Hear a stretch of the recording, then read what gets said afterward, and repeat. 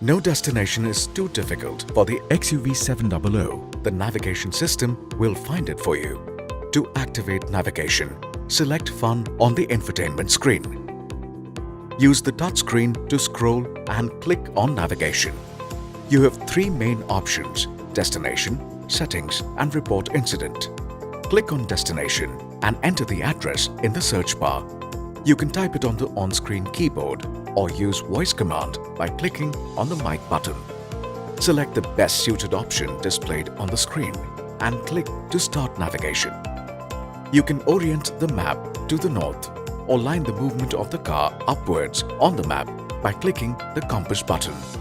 You can further customize the navigation experience through the settings menu, live traffic, route trip type, driver assist map display, voice language, display navigation on the phone. You can also report incidents directly from the touchscreen. Simply follow the prompts to report incidents and contribute to real-time traffic updates, helping others driving on the same road.